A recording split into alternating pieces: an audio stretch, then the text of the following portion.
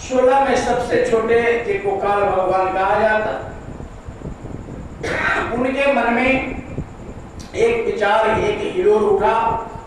उन्होंने सोचा कि जिस तरह से ये पिता का इतना सुंदर लोक है, हम भी एक ऐसा अपना एक अलग लोक बना लेते तो बहुत अच्छा होता। उनके मन में विचार उठा। उन्होंने अखंड साधना में बैठ गए, उस मालिक की प्रभु की याद में ध्यान लगा करके बैठ गए। ध्यान लगाते जब बहुत काफी दिन हो गए तो ध्यान में हम जिनको याद करते हैं उनको भी पता होता है कि हमको कोई ध्यान करना। तो महापुरुष, अनामी महापुरुष ने प्रकट हुए, कहे कि तुम क्यों हमको याद कर रहे, क्या दिक्कत है, क्या परेशानी है। कहा कि पिताश्री, जैसे ये लोक है आपका, हम भी इसी तरह का एक लोक बनाना चाहते हैं। मालिक ने वो मशहूर कर दिया, क्योंकि सामने आ जाने के बाद बिना कुछ दिए नहीं जा सकते। इसलिए कहा कि बोलो क्या मांगते हो। कहा कि आप ही के जैसा एक लोक बनाना चाहता हूँ। वो मशहूर कर दिया, जाओ बना लो। तो उन्होंने आए और ये मृत्यु लोक जो आप देख रहे हैं, धरती, आकाश, चांद, ये सब बना लिया उन्होंने। 5 तत्व लेकर के आए और 5 तत्वों से ये पृथ्वी, धरती, आकाश, जल, अग्नि, वायु, ये सब बना लिए और ये मृत्यु लोक बना करके और फिर उन्होंने साधना में बैठ गए। कहा कि अब क्या हुआ। कहा कि अब तो मैंने लोक बना लिया, लेकिन वहां रहने वाला जीवात्मा चाहिए।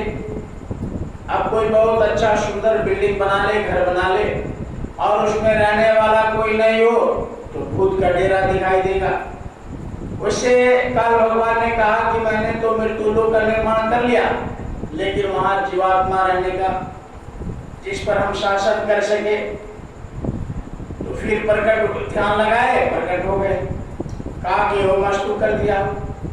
कहा कि ले जाओ, अपने कुछ जीवात्मा को दे दिए।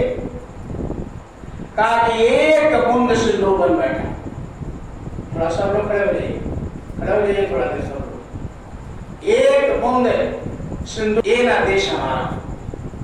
कहा कि एक बूंद का, ये पूरा वर्ल्ड क्या है, एक बूंद का सिंध है। एक ही बूंद का, उस मालिक का जो लोक है, अनामी महापुरुष का, ये पूरे वर्ल्ड उसका एक बूंद है। कहा कि एक बूंद सिंधु बन बैठा। आप भरम का जाल पसारा संतो, ये ना देश हमारा। कहा कबीर साहब ने कि यहां ला करके एक बूंद लाए और वहीं सिंध बन गया और भ्रम का जल पसार दिया। सभी इंसान हैं, लेकिन कोई किसी का पिता बन गया, किसी का भाई बन गया, किसी का कुछ बन गया, यानी भ्रम का यहाँ संबंध बना दिया। बढ़ भ्रम का जाल पसार दिया।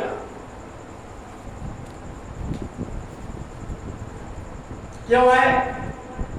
तो जब जीवात्मा को यहाँ आए बहुत दिन हो गए, तो पहली बार आए थे जीवात्मा लेकर काल भगवान, तो सबको यहाँ आंख कान सबके खुले थे। किसी पर कोई कर्जा नहीं, कोई किसी तरह का कर्म नहीं, कोई किसी तरह का बोझा नहीं। तो सब बड़ा आराम से यहाँ जीवात्मा रहे। और कहा कि पहले कोई कर्म नहीं था। पहला क्या युग था? पहले कौन युग था? सतयुग था।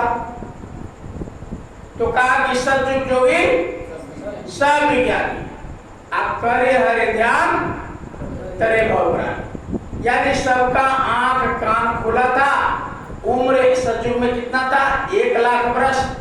1 लाख वर्ष ऐसे साधना में बैठ गए जीवात्मा और उस मालिक को याद करते करते करते करते जैसे 1 लाख वर्ष हुआ, सबके सब कैसे यहाँ मृत्यु लोक में कितना उम्र हो गया, कलयुग में कितना उम्र हो गया इस शरीर का?